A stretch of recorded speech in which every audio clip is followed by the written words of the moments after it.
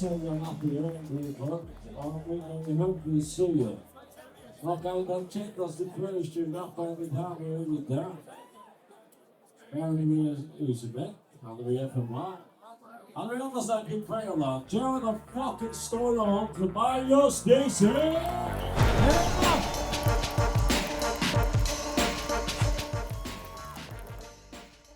Och med den vänstern så har vi faktiskt en otrolig ankomst i underkanten i hiphop i Färjö. Och han är väl för och ja, han är väl där. Kommer vi ge en fucking hand till DisThoughts!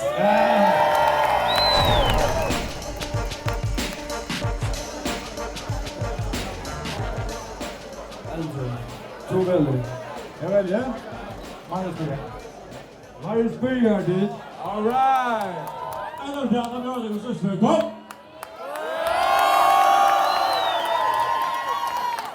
Jakob Rönne nämnde mot 6 liv. Att det är absolut ingen tester. Torsbra surd hade bollen en stora männen i väster. Arne Berg var det några diva malen iLLtonkt. En fyller rum och en miners vid makna.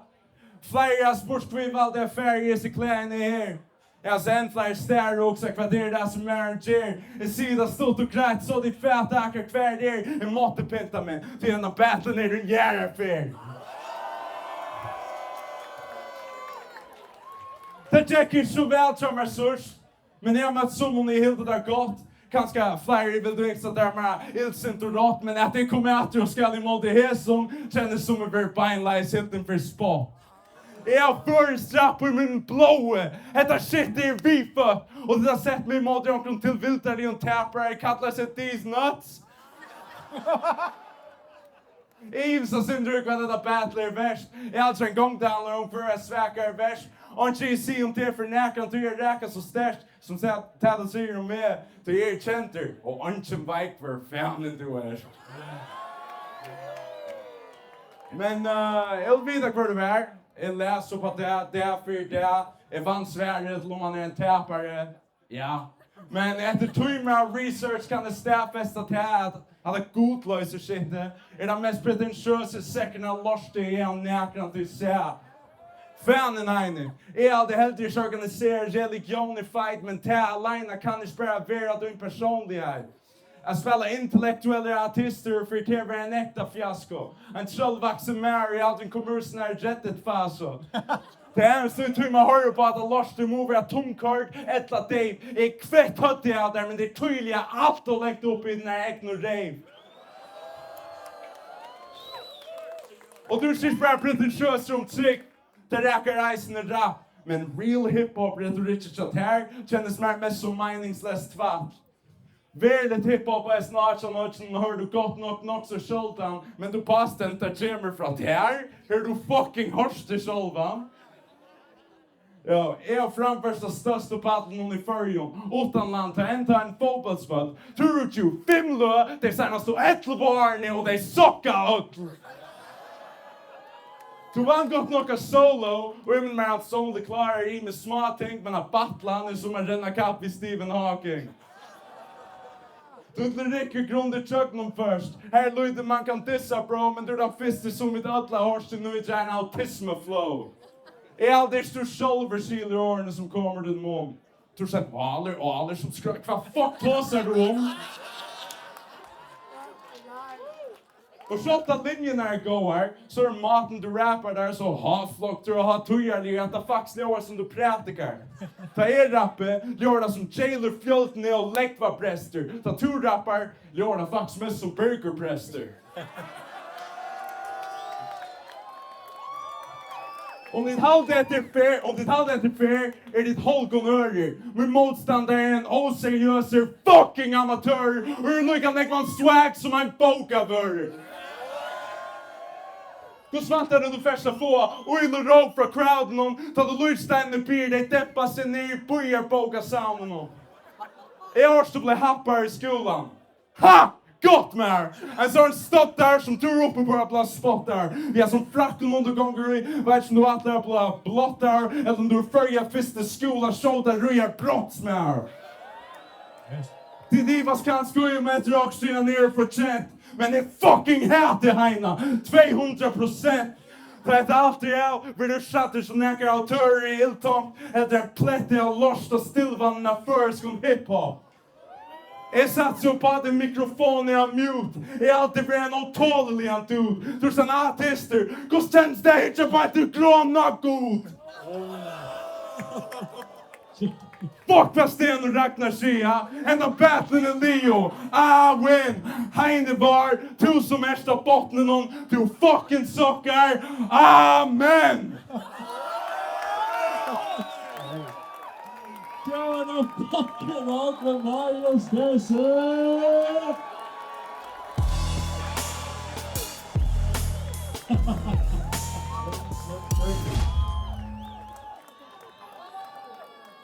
Fuck, Sten och Ragnar säger. Fuck you, man. Eina, nej. DisThoughts, låt dem klara. Så är det iLLtonkt.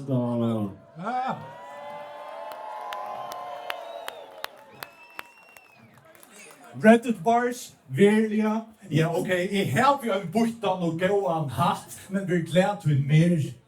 Tog att det ska nog täcka en av den dagen här.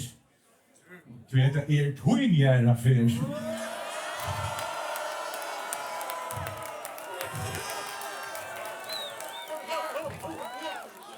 Jag fit och fight att du är fit for fight.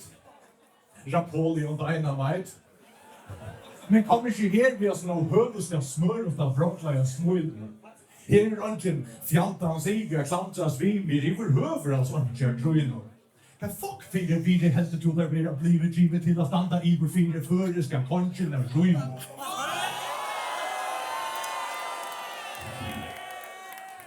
Men okej, ska lyckan gå mittlen bar och te tutan vet och desse.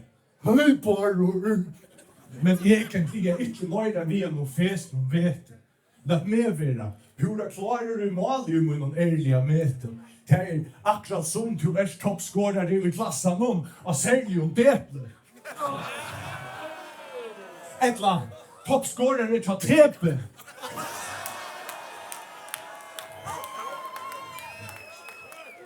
Seriøst et haft av handa platta Steve Tyler / Kim Larsen kjaften. Och med en kvart som du skulle vilja sagt den. Och inte någon loa signa sinne ting. Töknen. Fucking gettar självom drunker. Jag visste inte att det bara till att få en vanilje Steve Urkel. Anda flyt. Men om du kan standa på ett här och på att standa att du vann en skojt. Som om ötler och försjönvåg till att förstanda att det mantlar. Oj. Så du är till att ha ett bättre spela sjönvåg. En shot hanta vanta mamma du.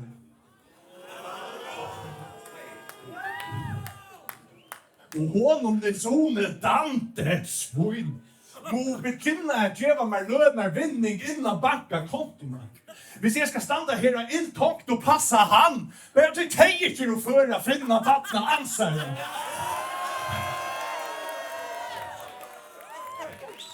Men jag skulle helt och sagt det borde ta den fra sagt sig för äldre rätt vi tar det bättre sagt på så rum är det som är det verkliga på appetit.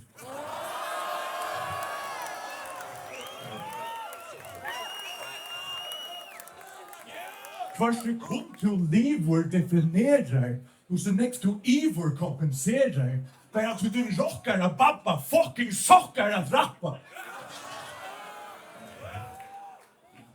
Du rocksar som vannfall, Mr. Kristoffersen. Bitch droppa fossen. Du bara att du är drip-drop visst nog hever views och clickbots av fucking TikTok. Lever du inte ordentliga slick nog till verande hip-hopen. Eller till att droppa upp här och nu och standa till en litmus via dispotta iLLtonkta bossen.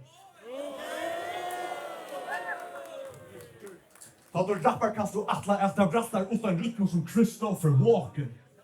Men efter inte du men en pall som du tackar så du tillkallar misshaka ormen.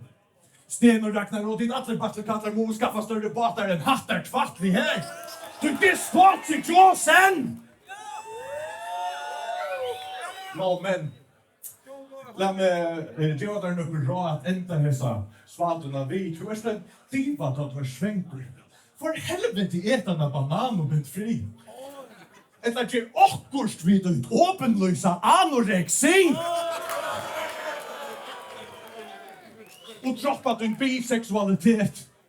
Ikke tror jeg nekka gale vi at dama bæger kin ta en velur mærker.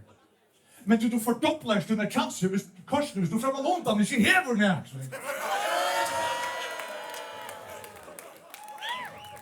Men okej, nu är det ju rättvisor. Hvis rätt ska vara rätt så ta att vars grävor så kan vinstra vara kvinna och högra vara män.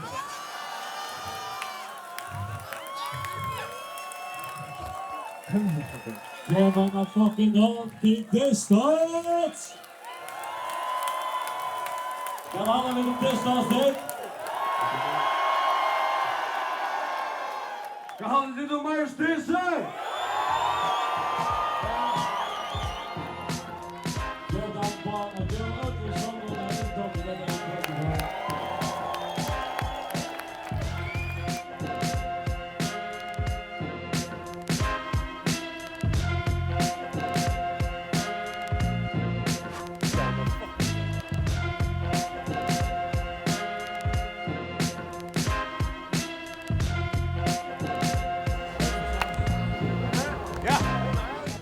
Att man säger att det var nog den mest lyriska battlen där band. Hvis du spelar det band ut, vad helt du själv runt den så du ägde runt det och reaktioner och allt det där kan helt du. Ja, jag hade levererat det som jag törba att leverera. Jag väntar större reaktion. Nej, fuck det. Det reagerar som det reagerar. Jag vet akkurat vad jag är det. Jag har det ordentligt gott på mina uppsökan. Det är alltid nice, det är inte snöjt, men det är alltid nice att släppa över nast som man kan svära att hvis man då till. Jag gör det nämligen. Vi har ju bara ena runt nu först. Vi gör en format och nästan är man kanske har flöj runt det och så är man kan svära att men här gör man att den här orättvisa firmonen när jag nast. Ja, visst man då. Visst man då, akkurat ja. Hvis man tänker Hansar runt över det där som Förbannast där. Ja. Förbannast där. Väl leverera. Han dor räva vill röra. Det är bara en autismflon som aldrig när jag möter Jo, ja, jag vet inte. Det syns så att sucha en chihuahua, alltså den här aggressionen från en så fitt och trunche, alltså come on, alltså. Och så då är det stand det här och fucking spittla mig ut vi godlösa bar, alltså är inte fucking tattna krympant jag ser att det ser man som hans olja och ett först kom. Då är helvete mamma komma och gör. Ja. Det är statik och nice. Det är helvete det är respekt. Ja, okej, hvis man tänker samma om alltså där för take battlen där band. Angenäm. Jag säger det. Det skulle jag gå till. Ja. Bra. Jag vann. Jag hade öll då så att han manglar och. Det var ju om va? Han giva. Tack för det. Until next time. Nice man.